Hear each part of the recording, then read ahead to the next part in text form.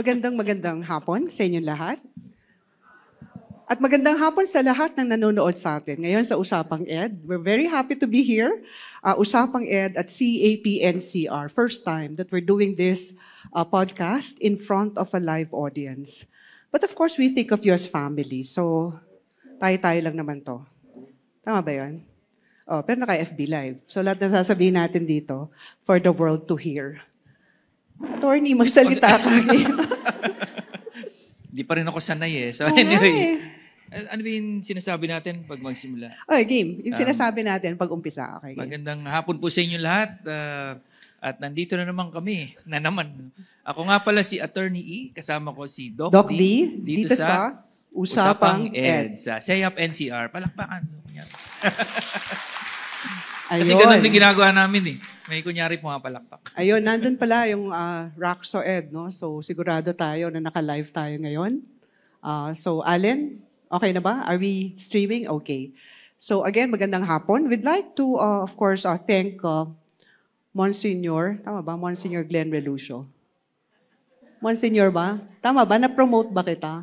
Okay, for inviting us and of course the entire team no, from CAP National Capital Region and UST for hosting this.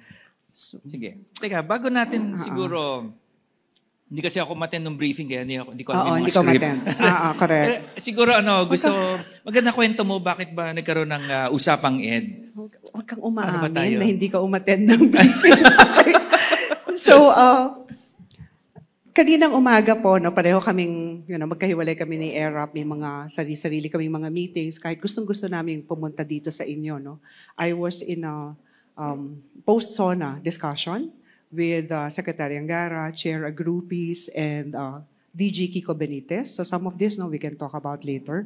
Si ERAP, I think, was flying in from... Ako na kanina, flying in from Taguig. Diyan lang ako sa VG, nasa law office lang ako kanina. So, but ang ano nga natin is, first time natin itong gagawin. And masaya kami sa invitation. But we'll be joined by, different sectors, representing different sectors in this panel discussion. Yeah, so parang parang yung podcast din namin. Correct. Pero lang talaga to, it's really kwentuhan. Mm-hmm. What started like our usual kwentuhan, kahit saan ko abutan si Doris sa airport or wherever, kahit gusto namin mag-usap ng ibang bagay, laging ending anong nangyayari sa education, complementarity. Kahit anong pag-usapan namin, ang dulo, complementarity. Sabi namin, why not make this a podcast? Kasi 'di ba ngayon sa social media, cyberspace, sobrang dami ng content, political, iba fake news, etc. Sabi namin, why not take up a small space there at least for education. So that's really our purpose. So yung hindi pa nanonood ng Usapang Ed, so when we conceptualized this in March 2025, ito lang, very recent. No? We already guested yan, sina Christian Esguerra, sina Ronnie Holmes, sina Ronald Llamas. No? He already guested. And they were all saying, mabuti naman may podcast na dedicated sa education. Kasi maraming podcast tayo, political or some other topic, but this one is really for education. So we've invited several guidance counselors, we have invited registrars, we have invited local colleges and universities, SUCs, CAP, COCOPEA, so yun. Pero first time na meron tayong live kasama ng CAP, NCR. Yes, thank you. Yun. So ngayon, tatawagin na natin yung ating mga guests. Mga guests. Kasi kung hindi tayo sumusunod sa iminiting sa akin ng CAP-NCR na hindi ka umattend. Okay? So I'd like to invite to join us here on stage. She is the Learner Formation Department Head at De La Salle Santiago Zobel and a former Program Manager for Education in Emergencies at De La Salle Brothers of Philippines and former Director of the La Sallian Formation and Mission Department at De La Salle Santiago Zobel School. You're very familiar with her, one of your officers in CAP-NCR, Vanji De Peralta.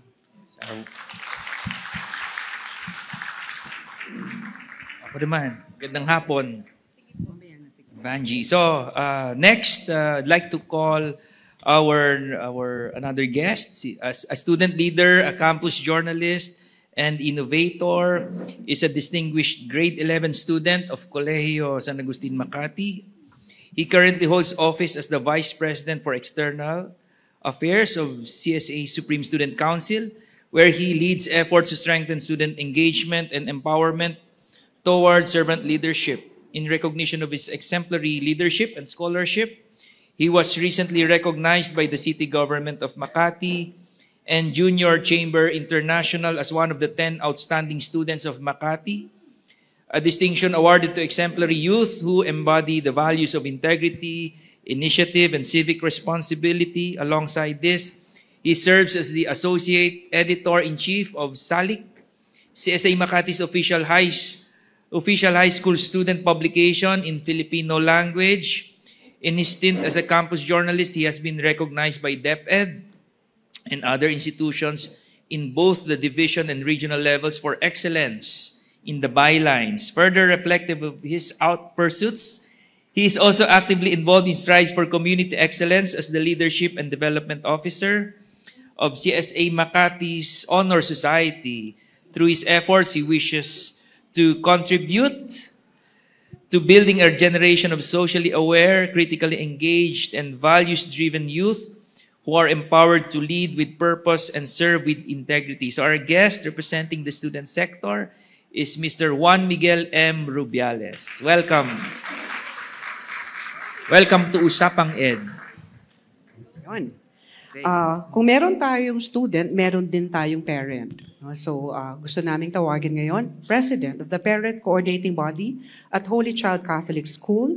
She earned her Bachelor of Science degree in Hotel and Restaurant Management from La Consolacion College, Manila. Before taking on her current leadership role, she worked at China Banking Corporation for 14 years, building a strong foundation in the banking industry. Happily married and a proud mother of two.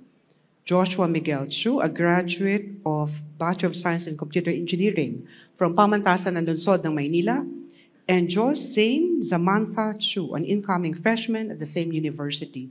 May I call, representing the parents, a very important sector, Ms. Jennifer Tiu. Okay, our ilang pang guest natin? Apat. Okay, this is our last guest to be introduced, a member of from the faculty or the teacher sector. She is a dedicated and accomplished educator with over a decade of experience in mathematics, instruction, and educational leadership. She holds a Bachelor of Science in Mathematics for Teachers from the Philippine Normal University and is currently advancing her expertise by pursuing Master of Arts in Education, major in Educational Management at the National University. For the past 10 years, she has been a valued faculty member of San Beda University Senior High School in Manila, where she is known for her passion for teaching and her commitment to student success. Beyond the classroom, she plays an active role in shaping the future of Philippine education as a teacher trainer with the Private Education Assistance Committee or PAC, where she supports the professional growth of educators nationwide. Her works reflect her deep dedication to fostering excellence in education, empowering both students and fellow teachers to achieve their full potential. Please welcome our next guest, Ms. Remelin C. De Jesus, LPT. Welcome to Usapang Ed. Ayan, so we will allow you to speak to everyone and those who are also online. So ano nyo lang, introduce yourself again and just say a few words. We'll start with Vanji. Last in, first out ba? Ay, hindi, sige.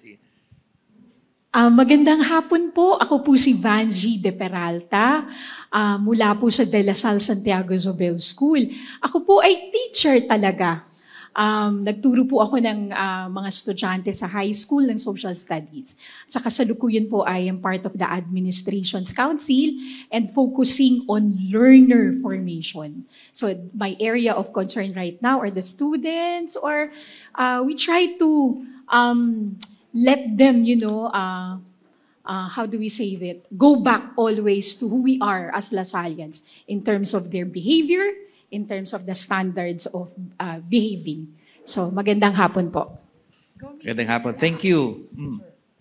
Good afternoon, everyone. Today is truly a great and beautiful day for us to engage in this discourse on the current situation of our education sector. So, I am Juan Miguel Rubiales from Colegio San Agustin Makati's Supreme Student Council, currently serving in office as its Vice President External.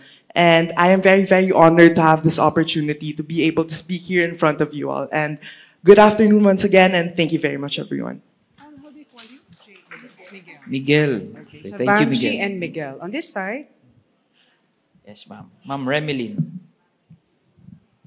Hello po, magandang hapon po sa lahat. I am Ms. Remelin C. De Jesus from San Beda University, Manila. Currently teaching senior high school mathematics po. So thank you po for this opportunity. Good afternoon po ulit. ayan, Thank trainer you. natin yan sa PAC. Yes. Well trained. Well trained. Okay, yes, ma'am. Hi po, good afternoon. I'm Jennifer Chu po, currently PCB President of Holy Child Catholic School po. Okay, thank you. What's our first? Maraming salamat. So, what's our Sige. first topic? Okay, let's, sige. So ako nang magsasabi ng gagawin natin kasi nga, okay? Ako ang nag-attend ng meeting. So ang first part ng discussion natin is on the Safe Spaces Act. So we will have some inputs from Attorney Estrada and then magkakaroon tayo ng Q&A with the members of the panel kasi iba-ibang point of view nila no, tungkol sa Safe Spaces Act. After which we will go to about the updates no, coming from the Private Education Assistance Committee on GASPE and complementarity. And then we will again ask questions of all our panelists because again, they represent different interests and possibly a point of view no, insofar as our concerns with government and government support. So yan. So yun, attorney. Okay, thank so you. So ikaw yun. Oh, maliwanag ikaw na, mauna. maliwanag. Sige, game. Okay. So, handa ka na ba? Handa na ako. Okay, sige. Habang kumakain kanina, Oo, tinignan mga ko na 100 eh. times mo naman Oo. ang pinaliwanag yung Safe Spaces Act na yan. Okay, game. Okay, so Safe Spaces Act, yung pag-usapan natin no, with our guests. Of course, yung ating mga nandito, audience, Pwede magtanong pwede pala, magtanong. sorry, O after. isip Oo. kayo kung ano yung mga gusto nyong i-share and you can also ask questions later. Right. But this is the context. No? Campus safety is a big thing now. No? Big thing in the schools.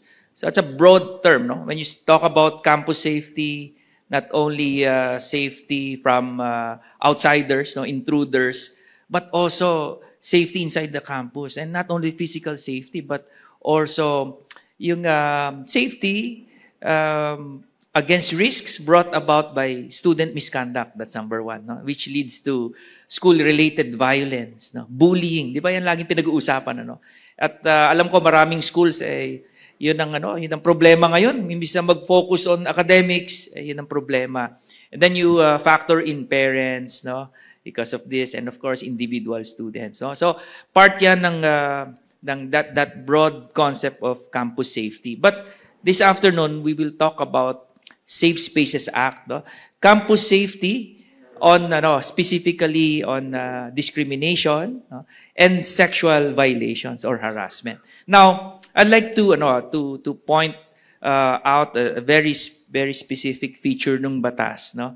Na it is about sexual harassment gender-based. Yun ang ini-introduce ng Safe Spaces Act. Pero ang talagang isang bago dito sa batas na to, which was enacted in 2019, is that abuse or sexual violence, very specifically, does not come now from a position of strength or power, unlike before. Di ba? I'm sure you can all relate na sexual harassment dati, ang pwede mag-commit lang yan teacher against a student. Di ba? But not the other way around. No?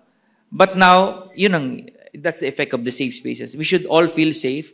And again, in recognition that abuse no longer comes or emanates from a position of strength, authority, or power. Ibig sabihin, pati mga teachers, pati mga school administrators, it is part of the obligation of the school to keep them safe against sexual harassment, sexual violations, or any other forms of pambabastos. So, let's do the rounds. No? Let's get the thoughts of our guests.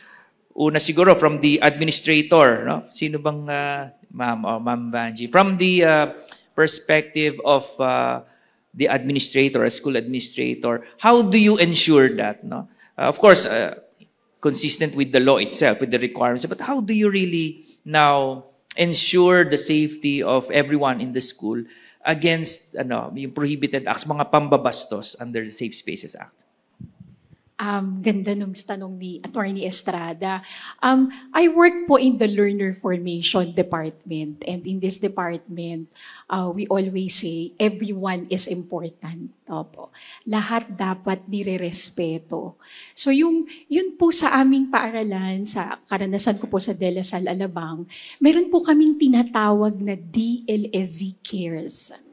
Yun po yung slogan namin, that these students, these kids, have been entrusted to the Lasallian education. And so each of them, the kids are very important. So we try to build that sense of culture po yung DLSZ Cares. Yung DLSZ Cares po, hindi lang siya slogan. Ginamit din po namin siya as a way for all the stakeholders to communicate any experience po na kung saan merong misconduct among themselves, especially yung point natin ngayon on sexual harassment. So we have DLSZ Cares at dlszobel.edu.ph. So any student po or even employee and parents na nakwentuhan ng mga bata about that, doon po sila nag-i-email. So, ganun po yung ginagawa namin, Attorney Estrada. At dun po sa aming paaral na institutionalize na po namin. And it's really part naman po talaga of Lasallian education that each student, kumbaga, feels important. So, it's in the student handbook, meron po kami dyan. At kapag cases na po talaga na under Safe Spaces Act, at dun po sa initial appreciation, there's a sexual harassment that happened, or merong pambabastos na nangyari, verbally or physically, meron po kaming tinatawag na Committee on Decorum. So we call it Committee on Decorum and Investigation. So CODI, kapag sa initial appreciation po namin, kailangan ata ito ng mas malalim na investigation because DLSZ Care. So, siguro po yun muna, Attorney Estrada, and then para ho sa isang ikot, makapagbahagi pa po ng iba. Salamat po. Yeah. I'm sure, kung meron kayong tanong din sa kanya mamaya, no, if you want to do that also in your school, so implement a similar program, we can ask later. So, from the student perspective naman, Mr. Miguel.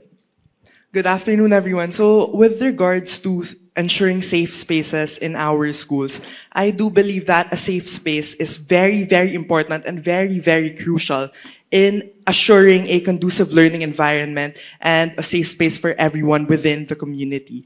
And with regards to safe spaces from a student perspective, this does not just impact our academic performance, but also what happens outside of the boundaries and walls of our schools and our respective institutions. And with that, as student leaders, I do believe that our role is important in ensuring a safe space, because in an educational institution or setup, students are not just benefactors of the education sector, but rather they are part of what happens within the education sector, but also students are catalysts for change. We represent the students who are also stakeholders of our respective educational institutions. And with that, I do believe that our voices as students must be heard in ensuring a safe space. And in doing so as student leaders, it's not just all about grand projects, but also our micro approaches as to how we lead and serve our respective student bodies. And with regards to our projects and how we serve, I do believe that student leaders must also be supported with regards to our own projects in assuring a safe space for our respective communities. That's all for me. Thank you, Miguel. May gusto ko ba tanong so far sa kanila? Miss D? Ini-interview na rin kita. Talagang di ko alam anong role ko talaga. Mag-aaral muna ako ng hosting. Kasi nga hindi ka umattend ng briefing. So sila muna. Sige. Sige. Ito, ayoko kasi nahihirapan ako sa mga script eh. Ganito. Gusto ko itanong, ito curious ako sa teacher. Sige, bago magsalita si ma'am about Ito curious ako specific to teachers, reaction. Ano ba yung talagang general sentiment ng mga teachers dun sa Safe Spaces Act? Kasi lalo na nung marami ng information about it, syempre nakikita natin how it actually works in the school. Ang isang bagay na napansin ko may mga reaction yung mga teachers is, number one, yung persistent telling of sexual jokes, bawal yon. Alam ko maraming teacher ang palabiro sa classroom diba? So, ano yung pagtingin nila dyan? Pangalawa, isa pa, very important feature ng batas, bawal kasi doon yung making statements or slurs that are against LGBTQIA, homophobic, transphobic slurs or statements. So, of course, bawal yan dapat. Pero in actual setting, ang mga minsan naririnig ko is, syempre, parang nagagamit against the teachers, konting, nagiging basihan pa for complaints. They feel restricted, no? It weakens their authority over their students. But of course, hindi lang naman din sa students yan, pati naman kayo protected. But what are your thoughts as a teacher with this new law? Actually po, there is really a very thin line kasi kami po yung talagang in contact with the students So every day nasa classroom kami, we can in contact with them, kami yung kausap nila. Most of the time, sa amin sila lalapit. If, say, for example, meron silang problem sa classmate nila or sa another teacher, sa teacher din sila lalapit to report. So, sa amin po, in San Beda, constantly po, really, we try and be educated with the law itself. Tapos po, we also, syempre, it's part of po talaga, when you are a teacher, kailangan po talaga, there is a specific decorum for teachers na hindi po talaga pwedeng mag-joke, especially sa mga students ngayon. Meron na po silang ibang mga terms na din, na sometimes we don't understand, na minsan yung term pala na ginamit ni teacher, sa kanila, iba yung ibig sabihin. So, medyo mahirap po ngayon, since yung mga generations po is different. So, nagkaroon na ng ibang, from Generation Z, meron ng Generation Alpha. Nagbabago din po yung mga, yung kanilang language. So, as teachers, we really do have to keep up with that. Na kailangan po alam din namin kung ano yung language na ginagamit nila, kasi hindi po pwede na kung sa atin, magagalit na lang po tayo basta sa ating mga students na hindi natin naiintindihan kung paano nila naintindihan yung sinabi natin. So, constant dialogue po with the students is important na and also yung partnership po with the different offices as well. So, importante din po na as teachers, hindi lang kapag sinabi po sa atin, hindi na po nag-end sa atin yung sinabi ni student. Kailangan po lahat po nung sinasabi nila ng concerns, we treat them as important. Na nakikita nila na pag nakikita nila na gumawa tayo ng something about it. No, para they feel na we are working with them. We are trying to be with them. No, that this is a safe space for them. Yung classroom po in the school. Thank you. Sige, babalikan natin si teacher mamaya. Marami pa akong gusto itanong. But anyway, from a parent, from parent po, ano pong inyong masasabi dito from a perspective of parents with the Safe Spaces Law? Marami na po kasing nakakaalam ng Safe Space Act. Pero ang alam lang nila is public harassment, workplace conduct, yung mga ganun lang. Pero hindi nila alam na cover din yung schools and students. So, siguro sa schools, ang kailangan lang, proper information lang, yung mga ganun. Kasi maikli lang yung sagot niya kaya mag-follow up agad ako. Ma'am, ang usual comment ng mga nasa academe, especially when it comes to parents, pag may mga gantong bagay, like ito, may kinalaman to sa character formation.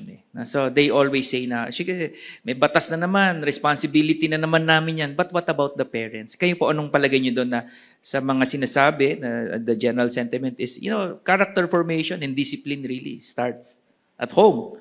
And dapat parents muna, hindi dapat totally. What can you say about that? Ako po naniniwala po ako doon na kailangan, yung character formation po talaga starts at home po. Hindi naman po natin kailangan i-relay lagi or dadaan lagi sa sa mga teachers, yung mga ganon. Kasi talagang sa magulang muna mag-start, hindi sa school.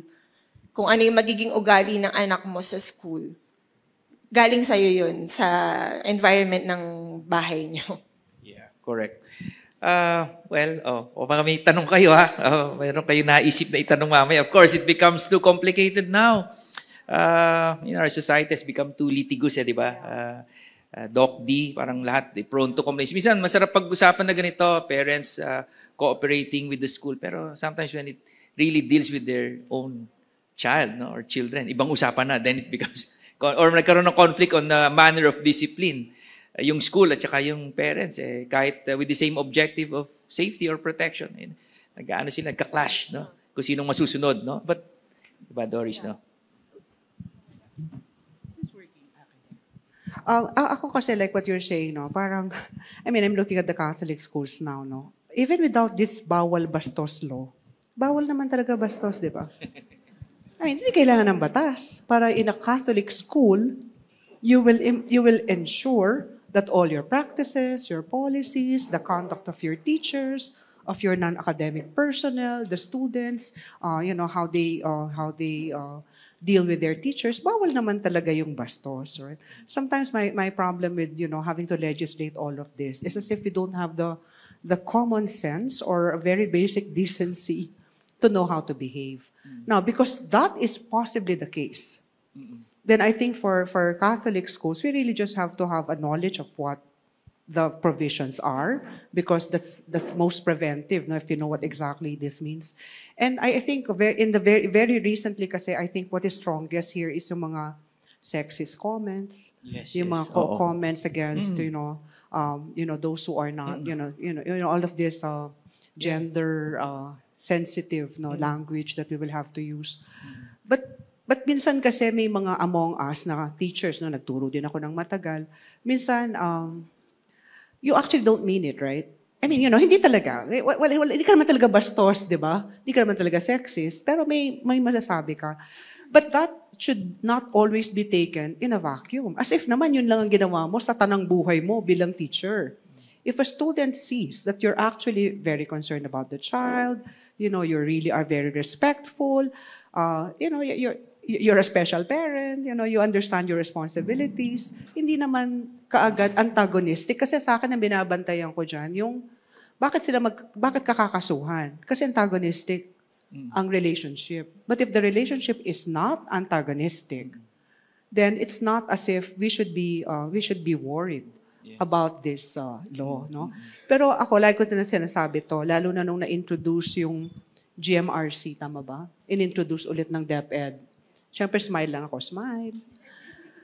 Hindi curriculum ang ating kailangan na solusyon, no? Hindi Safe Spaces Act ang kailangan nating solusyon. Ang solusyon sa bata, maayos na modelo na nakikita nila at all levels. At home, in school, in government. Diba? Hindi yung, sige, mga bata, kailangan may GMRC kayo. Hindi, para walang sexist comments, Safe Spaces Act kayo.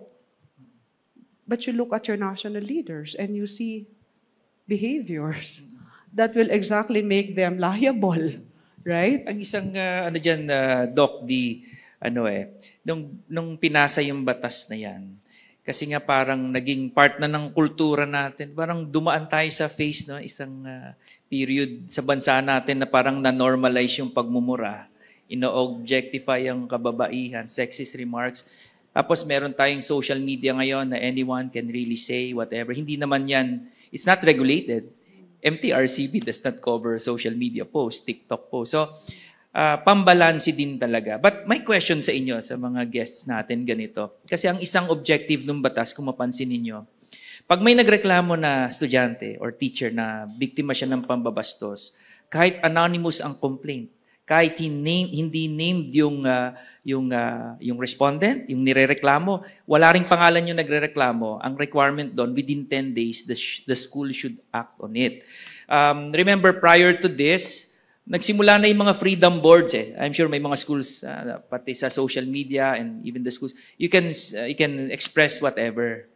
'Di ba? So, kaya lang alam ko karamihan din doon ay may kinalaman sa ganon, nabastos ng prof, nabastos ng kaklase without naming, no? So, I'm just saying this kasi ang isang effect nitong batas na to is dumami rin naman talaga yung complaints na sa school sa kailangan i-handle. Now, my question is, how does that also affect yung inyong freedom, no? Freedom to express without worrying, without prior restraint, no? Na baka naman kayo ay again, magamit sa inyo, lalo na sa mga teachers, no? Magamit na like a harassment complaint yung Safe Spaces Act kasi may support talaga even for anonymous complaints. So what are your takes on this, on freedom of expression in the schools and at the same time added burden ba yan sa ating schools in looking at all of this? So who wants to start? Student muna kasi ikaw daw pinakabata eh. What do you think? Oh.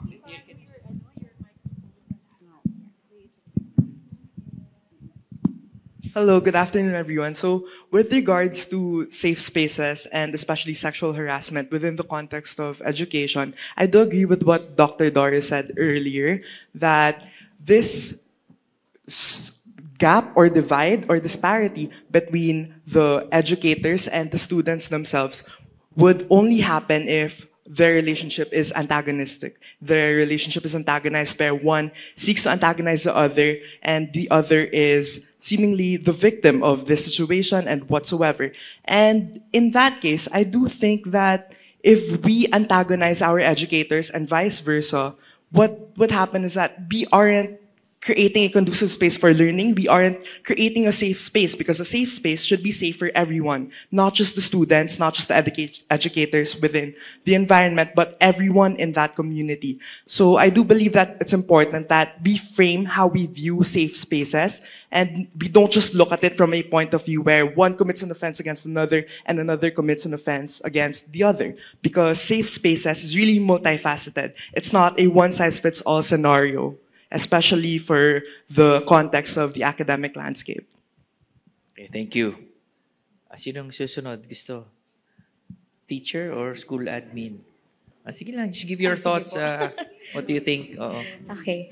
I do agree po, no, with Dr. Doris that there is a certain image po kasi na kailangan if you are a teacher, na especially if you are a Catholic teacher, no, not only yung decorum mo na personal, no, meron din pong kailangan ipapakita mo yung the image of the school itself, no, its core values and virtues. So I believe naman po that if you are a teacher na nagpapakita ng ganon, it would not cause any problem po, no, with na magka-clash dun sa Safe Spaces Act. Importante lang din po siguro that students or our learners are aware of what the law is really for. Actually, in San Beda po, we actually have a club dedicated for gender sensitivity. Para po alam din ng students namin, no, na para saan po ba yung law na yon. Hindi siya para for students against teachers, as you said, no? Hindi siya para sa ganon. Para siya sa safe space ng lahat ng members of the community. Thank you. Balikan ko lang yung sinabi ni Doris kanina. I think tama din talaga yung observation niya na, syempre, bawa, naireklamo ka na safe spaces, nag-joke ka, etc. Parang na-judge ka na dun lang, di ba? So I think we have to highlight the other things that teachers do at para dun din mag-focus. Pero sa totoo lang din kasi, no, Doc D, ang public kasi very harsh sa teachers and educators in general. We are measured against very high standards just because we are teachers. And let's face it, no, whatever you do, ito like ko sinasabi, whatever you do, even in your personal affairs, you will be judged as a teacher. Di ba? Ang bastos nito, teacher yan. Pabalik-balik sa buffet, yung teacher yun. Parang wala kahit wala namang kinalaman sa maging teacher. And that's, I think, ngayon na naging part ng kultura, no? Para bang call-out culture, cancel culture. So, those are the things, the challenges of implementing a good law. No? Sino? Ma'am, ikaw muna or sige, take siguro mo, kasi Doc D. yung ano mo dyan, syempre nung ako ay student affairs prefect for discipline, wala pang social media. Right? Yun talaga ang nakakomplicate of how, we are doing our work of formation. Because now, when you get called out, it's a public call out, right? And these are really, to my mind, the noisy, few, irresponsible Filipinos have nothing else to do than just do Facebook. In other words, pag binilang mo yan, di naman talaga yan sobrang madami. Kaya, yesterday I was talking to Assistant Secretary of DepEd for Finance. And he was saying, damn if you do, damn if you don't, in what they're doing, right? So may gagawin sila na very strict to ensure transparency and accountability, makakarinig sila hindi magandang comments from within. Pero kapag may delay, from without ang comments, no? So I'm always reminded so it's really not a matter of easy, difficult, right or wrong na lang tayo. 'Di ba? Kung tama, kahit ano pang call out nila, you'll stand by that, right? And I always say, never in a vacuum, meaning, yung isang teacher na magkakaroon ng case against the teacher for say profane language. Well, I'm not a fan of profane language, no. Siguro kailangan tignan yung buong context din ng behavior ng teacher, hindi lamang yung nag-iisang situation na yon. But of course, I don't want to excuse the teacher. It's just that, again, you go back to, kaya dati, no, nung pinag-uusapan yung K-12 transition at medyo nagkakaroon ng kaguluhan, no, between teachers and administrators. Kasi alam nyo, huwag nyong iisipin ang sarili nyo na parang labor and management. Kaya nga tayo school community. Community, di ba? Which means we talk about the problems together and come up with win-win solutions. Hindi labor yan na kailangan, hindi ka labor at hindi sila management. Diba? Na kailangan kong gumawa ng FEG na susunugin ko para sila makinig. Hindi kailangan yon kasi mag-uusap tayo because we are in a community. Now, all the more for Catholic schools, right? Ba't naman napasok ang pagsunog ng FEG? Naisip ko lang. Kasi, affected ako nung sa sunog Monday. ng FEG. May Magalit si Senator, no? Senator Po. No, I'm just saying, no, kaya yun, FEG. ako talaga, believe ko yun, especially for Catholic schools, no? That's why you say school community, right? So I know there are some schools with labor unions, no? I always say, how do you deal with them? Do you actually impress on them and that moral suasion that we are in this together? It's not as if, we're kapitalista at kayo ay laborers, no? Thank you. So, opinion mo na, okay. Guest ka na din ako na host dito mag-isa. Opinion ko lang naman yun, pero naka-Facebook Live. Tayo lang nag-uusap Private conversation naman to. Anyway, bago kita tanongin mo, siguro sa parents muna. So, in talking about all of this, so not only in the safe spaces, ano po sa tingin ninyo ngayon? Meron ba talagang opposing, parties ba talaga in a school setting ang parents at yung school administrators? Parang kasing that's a default, parang ngayon exceptional pag harmonious yung relationship ng parents at teacher community. Parang kadalasan yan ang narinig ko wherever I go. Yan ang laging may problem with parents community and the teacher community. Para bang, like yung narinig ko, helicopter parents, mga ganyan. Overprotective parents. Alam mo bakit yung lagi narinig mo? Abogado ka kasi. Oo nga Diba? Siyempre ko kwento sa'yo, problema na. O, diba? Anyway. Kinabahan nga ako. Nakita ko si S.A. Makati. Yari na naman ako nito. Nakadikit na sa pangalan ko yung si S.A. Makati. At anyway, tanongin natin yung parents po. Is that something na, does it represent the whole picture? Or isolated lang talaga yan? Ang general talaga is, situation is, it's really harmonious in schools. Hello? Hindi po talaga maiiwasan yung magkaroon ng conflict, ganun. Pero siguro po, regular communication po, open communication sa school, sa admin, para po maiwasan yung ganong conflict sa parents and admin po. Parang ganun lang po yung nakikita ko. But is that, is naturally opposed ba yung nila? Yung kanilang, I don't think so Kasi like, di ba, pero pag bumating ka doon sa detalye kasi, like, everyone wants to have a safe school. No? Gusto mo, disciplined students. Pero, I don't know how to explain it. Para bang, it's a natural, kasi parents, they're natural parents of the children. And teachers are special parents. pag nakita mo na yung ibang tao exercising the same authority over your child, parang it's something it's very So sensitive. you should complement each other. You should share in the burden of formation. Now, anong key dyan? Yung parent, pag pumasok ka sa school, alamin mo anong mission ng school, anong values niya, anong gagamitin niyang, di ba, instructional programs niya, extracurricular ko, alamin mo lahat. Because if you're not in agreement, then why are you there? Because that is what exactly the school will do for your child. So yun ang isang, sa tingin ko, na disconnect. Pagpasok ng mga bata sa eskwelahan, hindi naman alam ng magulang na ganun pala. Ang mga programa, ganun pala yung values, etc. Kasi hindi yan pwedeng hindi pareho kung pareho kayo ng pinanggagalingan sa parenting ninyo sa bata. So when I was talk to class advisors, mga class advisors usually takot sa parents yan, di ba? Lalo na kapag parent-teacher conference. Tama? Oo nga. Lalo na kung yung bata bagsak or yung bata may discipline case. Oh. Kung hindi ganun, okay tayo, right? Okay. So I would always tell the advisors, sabi niya, galit na galit ang mga magulang kasi, pinepersonal nila. Sabi ko, syempre, personal yun. Kapag yung bata bumagsak, ang sasabihin ng magulang, kasalanan namin, manas namin, bagsak. Personal. Kasi, oo nga Kapag eh. yung bata may discipline case, kami na naman, masama ang pagpapalaki. Everything is personal to the parents. So that's bottom line. Now, I will tell the advisor, is it not personal to you? It should. Kasi anak mo na yan. Oo nga. Right? Kaya So- lang parang talagang iba na kasi ngayon eh. Natatandaan ko nung araw, pag pinatawag yung magulang, nanginginig na yung bata sa takot. Ngayon, pag pinatawag yung magulang, nanginginig na sa takot yung teacher. Di ba parang ganun na eh. Oo, kasi parang iba na yung connotation ngayon ng ano. I don't know, how, is that something generational ba yan? Or kasi young parents now?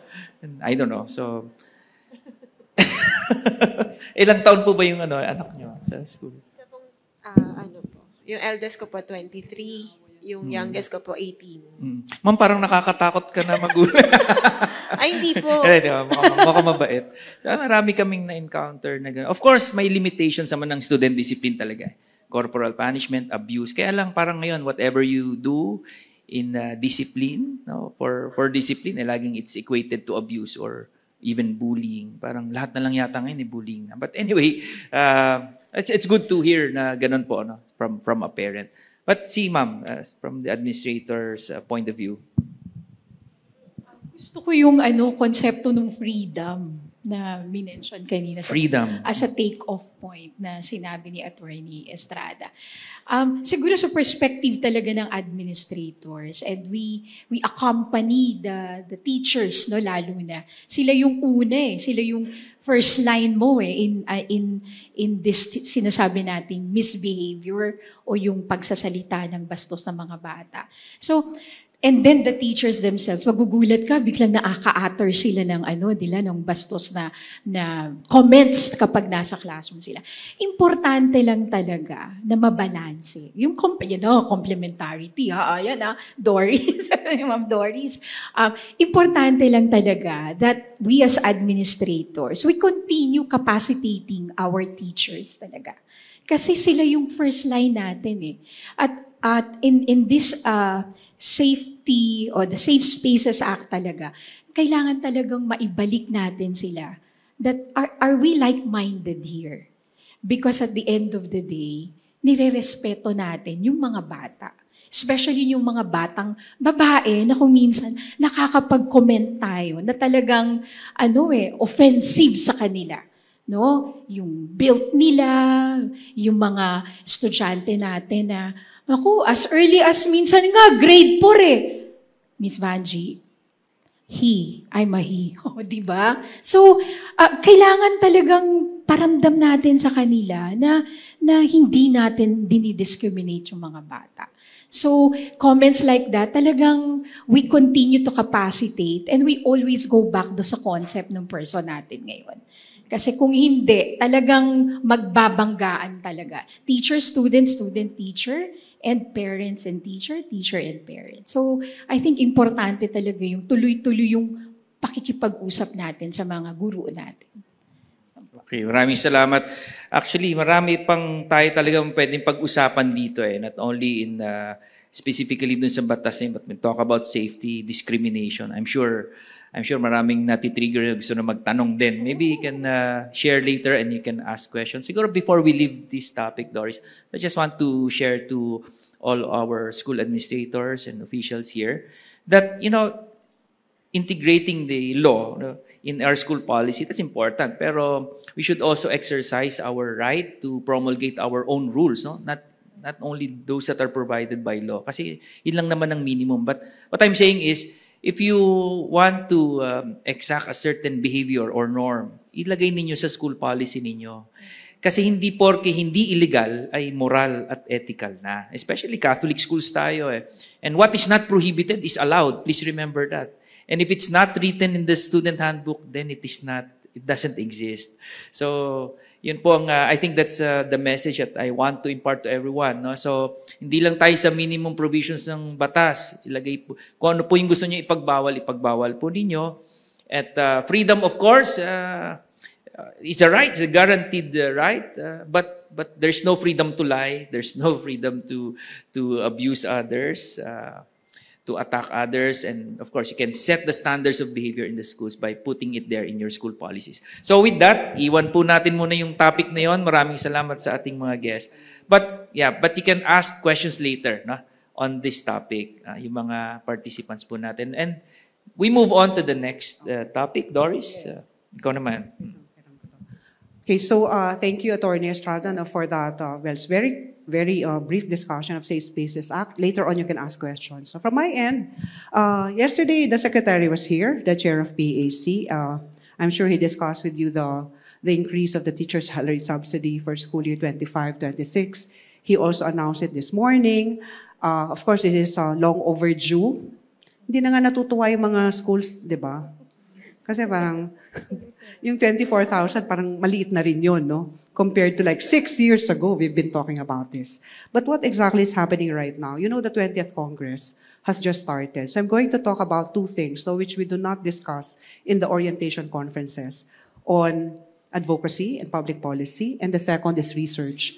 Just so you very well know what PAC is doing insofar as ensuring that GASPE provisions will really be favorable to the private schools, and we're able to operationalize complementarity. No? Sa advocacy natin, so sa 20th Congress, nakakabukas lang. Diba? Kakabukas lang ng 20th Congress, kaya nga nagsona, may FEG. Okay, so nagsona tayo. Bukas ang 20th Congress, the Senate already has a Committee on Basic Ed, Senator Bam Aquino. Higher Ed is Senator Alan Peter Cayetano. And then for the House, I think they'll be electing very soon. We have some idea who will be in the House Committee on Basic Ed, Senate Committee on Basic Ed. So kapag huyan na buo, kailangan siguro kausapin na natin kaagad sila. That's why we've been asking CAP-NCR, sina Father Glenn, Father Kennedy, na pag kailangan ho namin na mag-room to room sa House at sa Senate, kayo yun. Kasi kayo taga-NCR, malapit tayo, di ba? It works kasi if we really visit, the senators and the congressmen, and what is up in Congress. Final na ho ni Speaker Martin Romualdez ang House Bill on expanding government support to private schools. Ang proposal niya ay K-12 voucher. Ibig sabihin, wala nang ESC sa junior high, lahat na voucher from K-12. So sinasabi natin noon pa na dapat magka-support sa K-6. Hindi natin alam anong scheme ang pwede nating i-adopt. We were initially thinking, ESC na lang para madali siyang ma-implement. K-10 ESC, senior high voucher. Continuing, right? We actually wrote Secretary Angara to that effect. And I discussed it yesterday with Congressman Jude Asidre. Sabi ko, medyo matagal siguro na pumasa ang batas na K-12 voucher. Baka mas madaling mag-amend ng current GASPE. Instead of saying secondary students eligible for ESC, gawin mo lang K-10 students eligible for ESC. So we have an entire proposal like that. Sinasabay namin sa discussion nila ng K-12 because the bottom line is we're able to expand the subsidies to K-6. We did the research on this. Noong unang panahon, akala natin hindi naman congested ang public K-6. Congested sila. And in which regions? NCR. Because we were saying, just come up with the law, so we have a basis to implement. If your budget is limited, we can prioritize the regions where there is real congestion in K-6 public. And then, dun tayo mag-umpisa mag-implement. Importante yung legal basis. So, yun yung dalawang pinag-uusapan ngayon. Do we amend the GASPE existing from secondary K-10? Or we support, actually we will support naman this bill on K-12 vouchers. Pero like ko sabi, kung anong mauna, di ba? Kasi napapagod, hindi naman, napapagod na ba kayo? Paulit-ulit na to, di ba? Paulit-ulit na to, paulit-ulit na, expand to K-6. Pero sabi nga nung isang book, nakakabasa ko lang na parting words, bawal daw mapagod. Bawal mapagod for something which we think is really very, very, part of our mission, no, as educators. The second bill, which we think is a non-negotiable in the 20th Congress, is the bill on complementarity.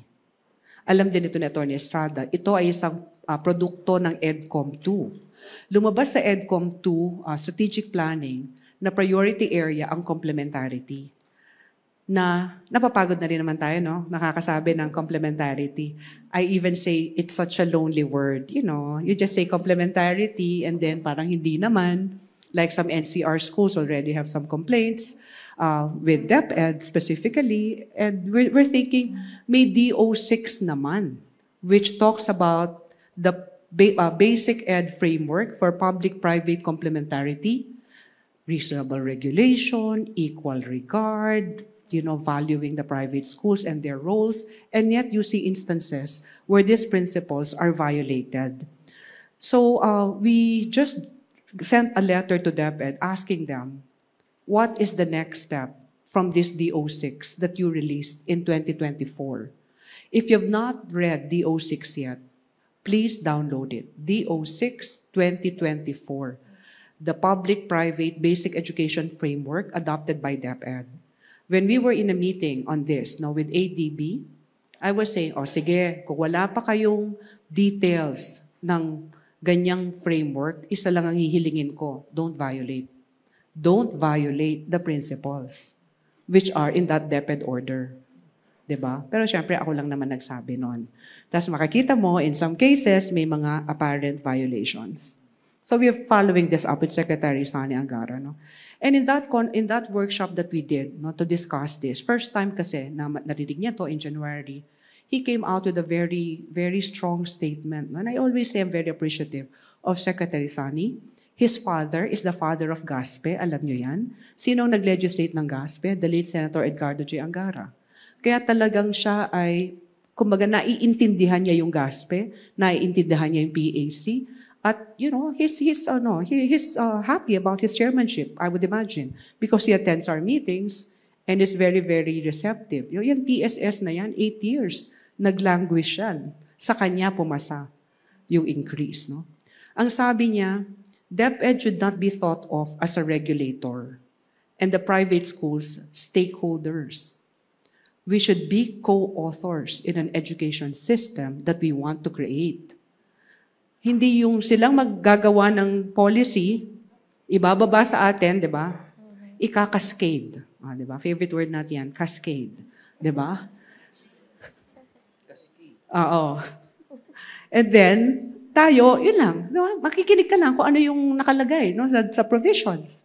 So sabi niya, co-authors, and I value that. No? And up to now, I'm using that in my presentations. Okay, so that's for advocacy. So for this 20th Congress, para hindi na lang masyadong magulo, sabi ko dalawa. Okay, expand to K-6, bill on complementarity. Tingnan natin kung papasa. Hindi ka magtatanong. Sa 20th Congress. Hindi ka pa magtatanong. Hindi ako magtatanong. Kinakamot ko lang yung baba ko. Dahil yung mga hindi umaattend ng mga briefing. Okay. The other thing that we're doing now is research, right? Okay, we've always done this, but just to give you more ideas of what we're doing. We already did the research on increasing the amount of the ESC.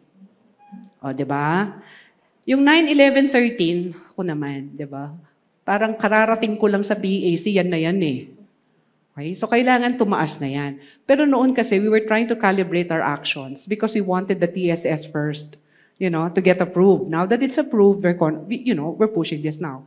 Increase the amount of the ESC. 9, 11, 13 will not work to move the students from public to private, especially in NCR. Alam mo, special kayo lagi eh. Your tuition and other fees is very much higher than 13,000. You are the most congested and there is no buildable space. So lahat na lang ng problema, di ba, nasa NCR, dapat talaga solusyonan natin yan with increasing the amount of the ESC. So we submitted that already to DepEd. We also did the revised instruments for junior high, for senior high, and we're revising K to 6 to include the different modalities that are being used now by schools in our certification activities. Bakit ang kulit-kulit namin sa certification? Dahil lahat ng problema natin, hanggang yung kinasuhang NCR school na senior high provider, ay dahil sa walang recognition at walang certification sa senior high school voucher participating schools. In the ESC program, there is certification. That is why we monitored 700 schools last year. And there's only one school with a finding. So I keep on saying, disiplinado yan. Dahil kung hindi yan certified, accredited yan. But that cannot be said of the senior high school voucher program, correct? That's why we're also asking DepEd, what has happened to senior high recognition? To date, there's no recognition released, so ergo, no certification happening. But we've already, solved that part of not having certification. The FAAP accrediting agencies already do accreditation of senior high. Correct? By the way, hindi na po ako nasa PAASCO board. Nagtapos na yung term ko, no? Yung PAC, nagvo-voluntary certification din kami. So kung gusto ninyong magpa-voluntary certification sa senior high so that you can check how you are offering senior high school vis-a-vis the standards in all areas, we can give you that service. Now, we also will do that for K to 6. Dahil inabangan na namin na kapag nagkaroon talaga ng K to 6, kailangan na naman ng certification dyan. In fact, Kong Roman is very strong about it and it is in the House bill. Only quality-assured institutions can participate in the subsidy programs.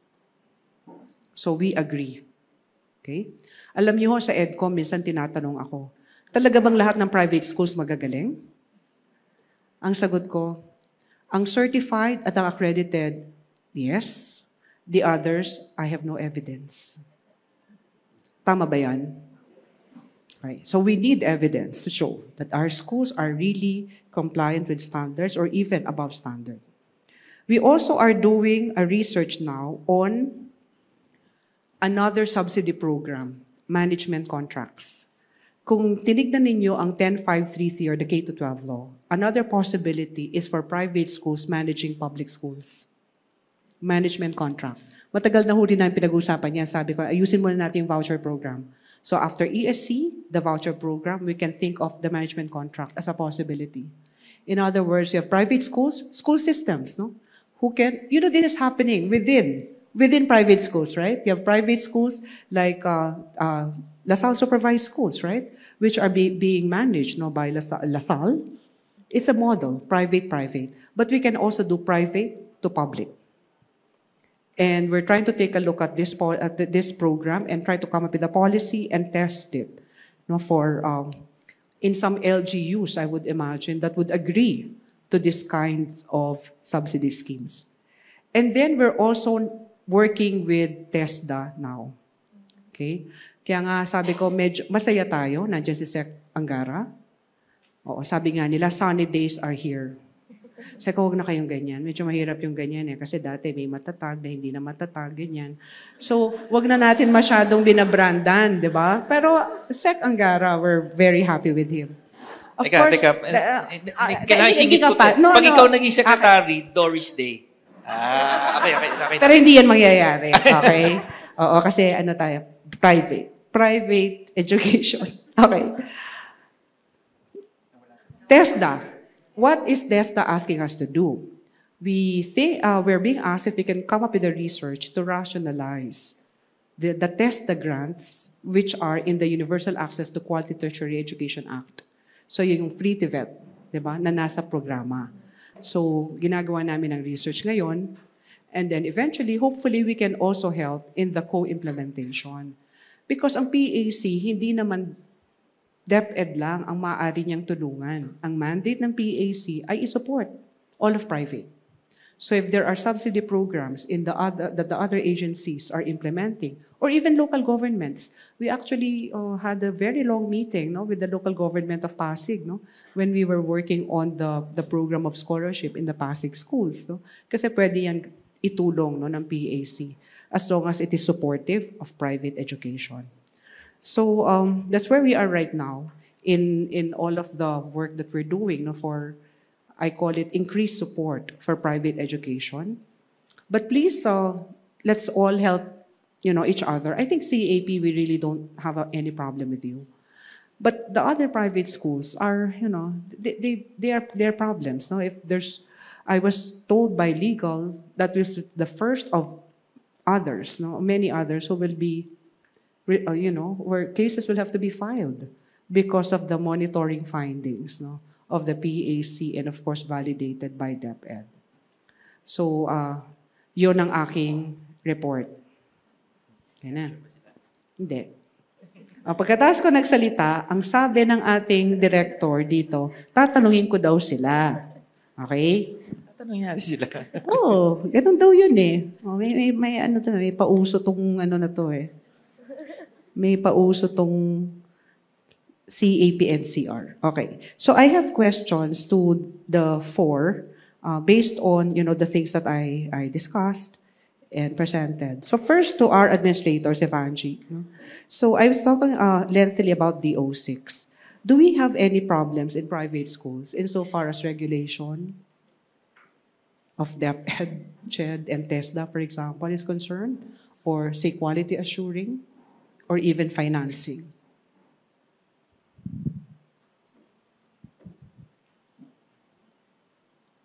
Good afternoon again.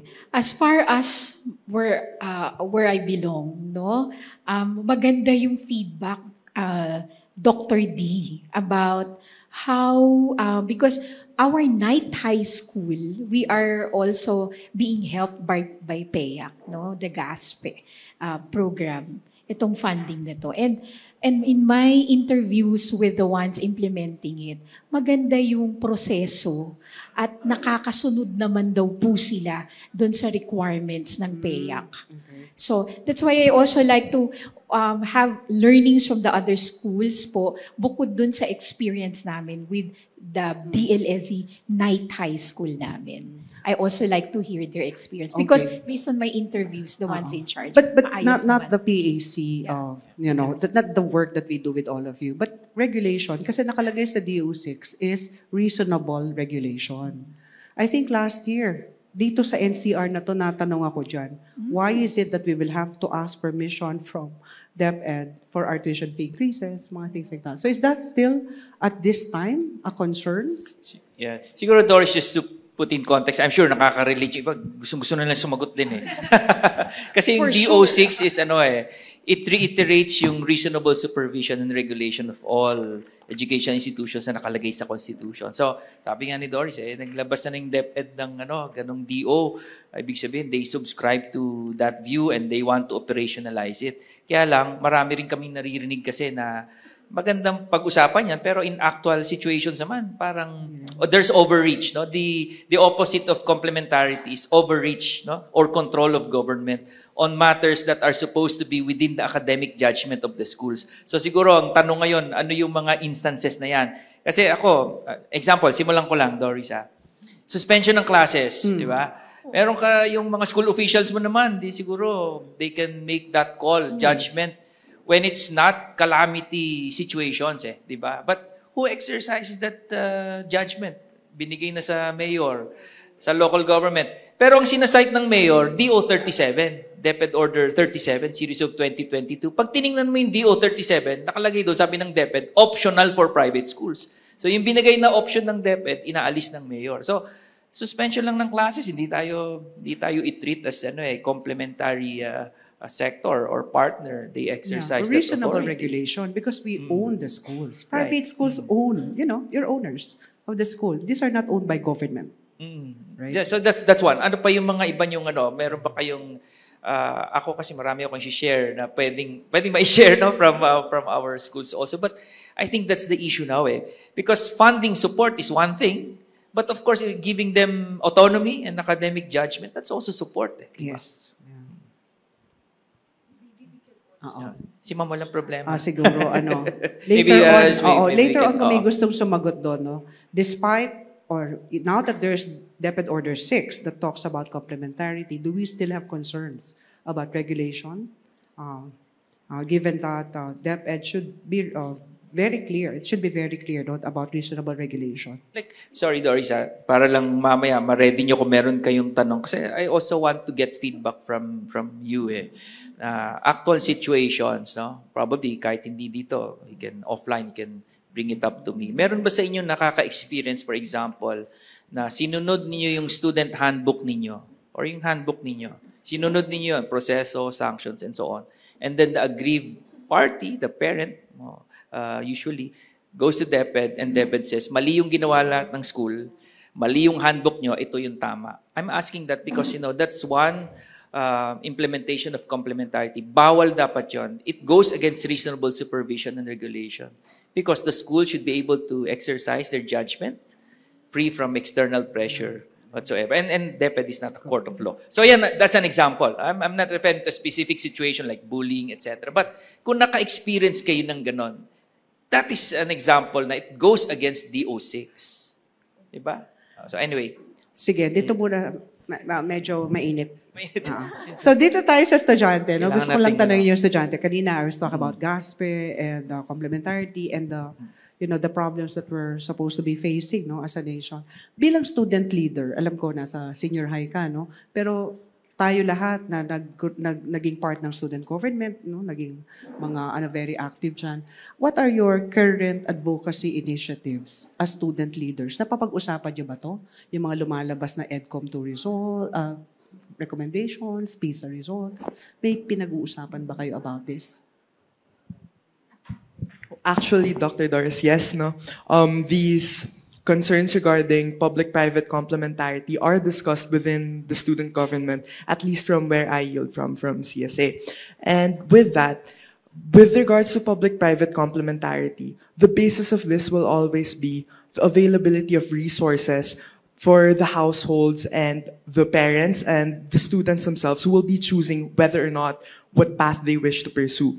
And with that, since choice and the availability of resources and options for them is very, very significant in this talk about public-private complementarity, I believe that our role as student leaders should be to complement the importance of having these choices, having these options, by first of all maintaining transparency within our own respective communities and contexts, since this will allow households, the parents, the students to be able to decide based on facts and what they know about these institutions. We have to really be transparent with our own processes so that we are able to empower them to make decisions on whether or not they would pursue this specific path or this specific path.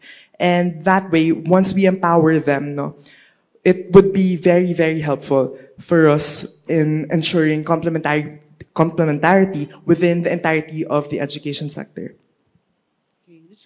Good to hear, that you're discussing it, at that level, But syempre yung very kasi dyan, very apparent is that very, very different context, between in private schools and in public schools. The contexts are very, very different. That's why it's very important that as a student sector also, you get organized, not just among private schools, but also with your public school counterparts, Kasi yung pinag-uusapan natin dito, kung nakita mo yung question ko dapat para sa'yo, I was using the title of EDCOM. It's a matter of national survival.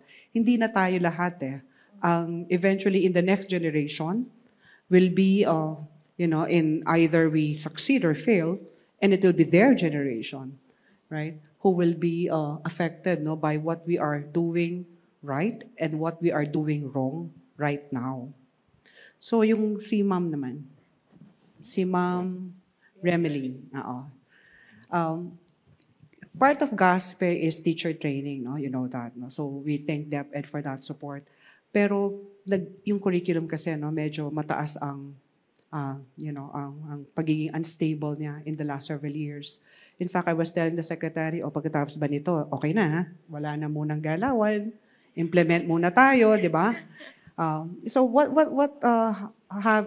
practices have you adopted in school so that you can really transition to the revised K to 10 and then the strengthened senior high?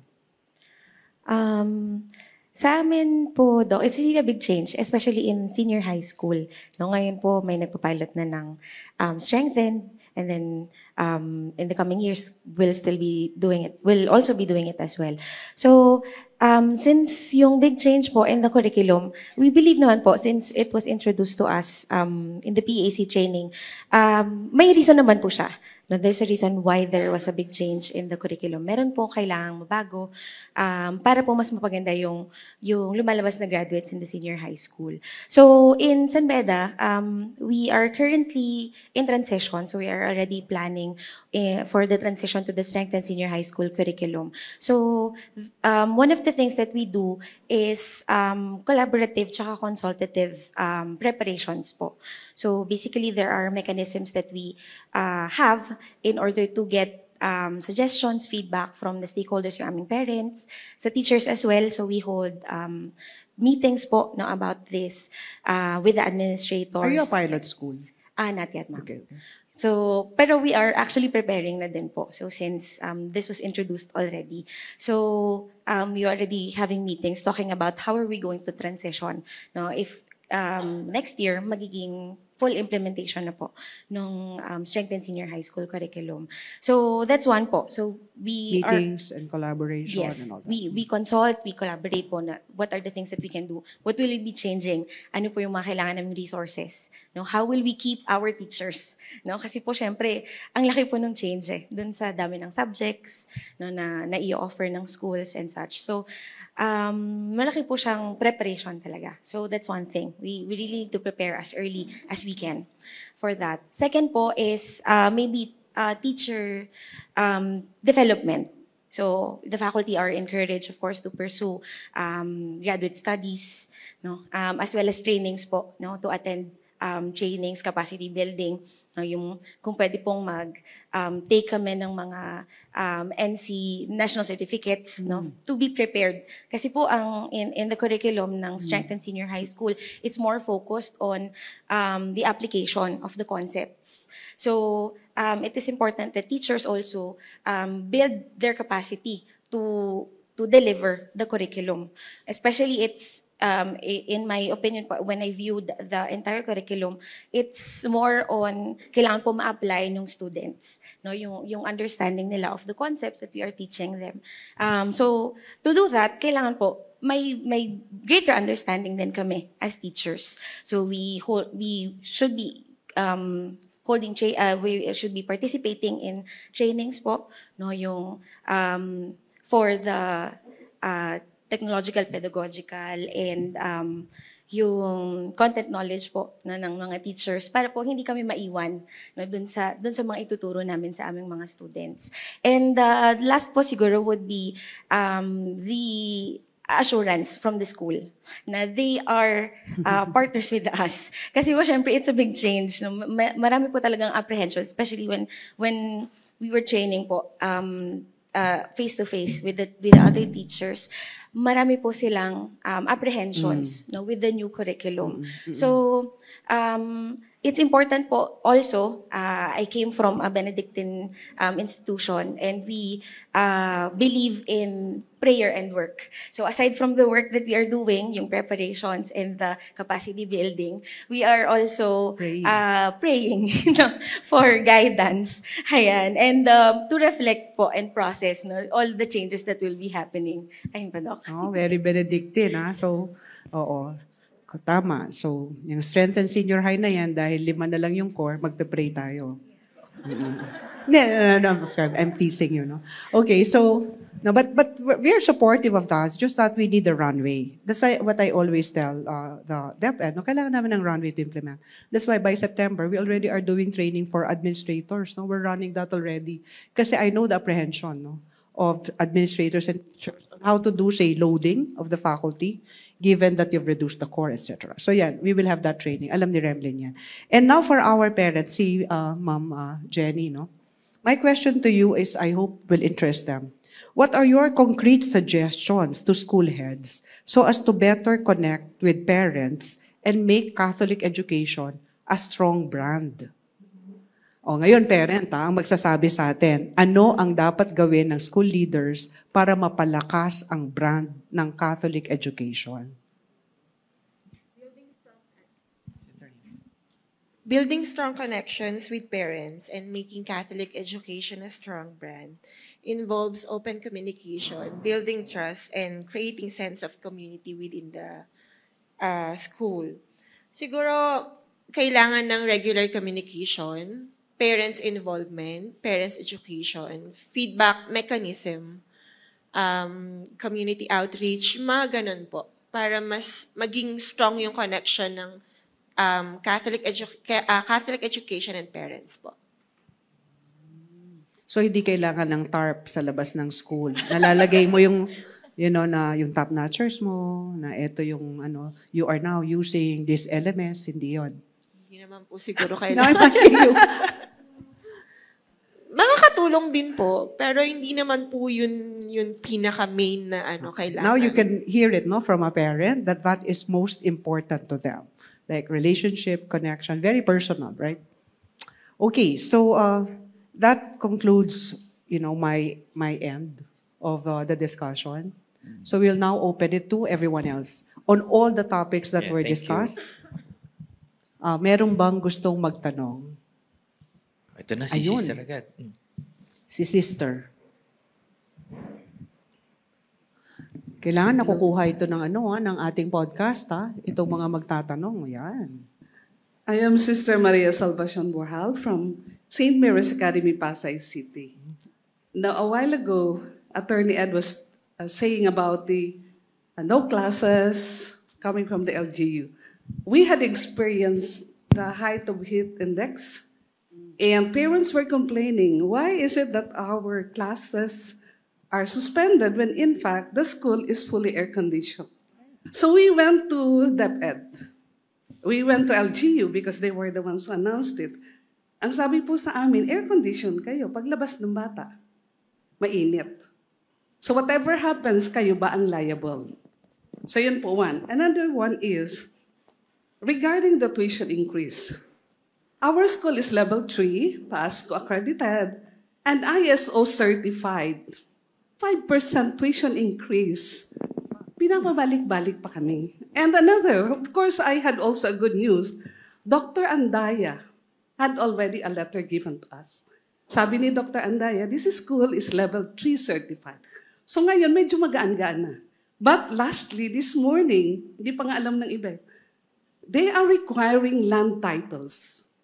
Alam niyo na po ba yun? This morning lang din. No? This morning lang. This morning ka lang po, napirmahan na po namin, i-submit na namin. Sabi ko, bakit? Why? Why do they need? But being an ISO certified, we have to comply with regulatory and statutory requirements. So, sumunod po kami. Kaya lang hindi ko alam. Bakit? Yun lang po. Hindi nyo rin po alam. Ako kanina lang din ako. Kanina. Seriously, kanina ko lang din nalaman. So anyway, just my quick comments dun sa tanong ni Sister. Maraming salamat po. Pakiulit nga po kasi hindi ko na. yung una, yung class suspension. So, ito po yung sinasabi ko na, kasi I think there's no argument pag talagang calamity situations, may declaration of calamity, suspended lahat. Ang problema, yung walang typhoon signal, pero adverse weather conditions, heat index. Call dapat yan ng private school di ba? So, hindi pwedeng, so may announcements kasi usually suspended in all. Ang worst case pa dyan is, pag sinabi ng mayor, suspended ang classes, suspended ang work, tapos ang suspension ng classes extends to online and asynchronous, di ba? That's a problem really for our school. So not only for missed classes but also pay rules for our school personnel. So ako ang suggestion ko, let's engage Pasay or NCR on this. Let's call them out on DO6 and yun na nga, merong DO37 that says Optional for private schools. Pag nag-suspend sa public, hindi automatic suspended sa private. Optional for us to comply. So if the mayor says it is merely implementing DO 37, then still the option should be there for the private schools. Pangalawa, ano nga ulit yung pangalawa, sister? Yung land titles. Land titles, diba? Hindi, sa tuition. Okay, yung tuition, alam niyo po, walang batas na nagsasabi na ang tuition should not exceed a certain amount. Like yung pag nagsabi na inflation rate, there's no law that provides that. So DepEd cannot come up with a policy that's no matter how noble the intention is, lawmaking is reserved to the legislature. No? The discretion to make laws is with the legislature. DepEd is not the Senate or Congress. It can only implement laws. It cannot come up with new laws. There is no law that says that puts a cap eh. Ngayon, ang tuition increase, ano bang requirements to be collectible? Consultation and then the 70-20 allocation. Pero the right to determine the rates, nasa batas, nasa private school yan. May mga certain regulations na kailangan sundin, pero hindi sila pwede magdagdag ng condition. Pangatlo yung title. Okay, I'll answer this in the general sense kasi hindi ko pa nakita yung actual. Binanggit lang din po sa akin kanina umaga ng ka-meeting ko yan. Number one, procedurally, it affects everyone eh. Then they should comply with the admin code. Dapat may public hearing, may publication, may notice so that we can all comment. No? Because it affects everyone. This is not an internal memo. Number two, substantially, what is the objective of that? What is the purpose? Kasi kung quality education, it has no relation to quality education. Remember, in a long line of cases already decided by the Supreme Court, sabi ng Supreme Court, if a regulation, if a requirement in a regulation bears no relation to the declared objective, it should be declared illegal. Wala namang kinalaman yung quality education sa own, whether you are named or not, has nothing to do. Direct relation there. Diba? So, we can question this, or at the very least, we should be able to give our comments there, and there should be a public hearing because it affects everyone, and then let's see what happens from there. It should not be implemented without everyone knowing it. No? It affects everyone, all stakeholders in school.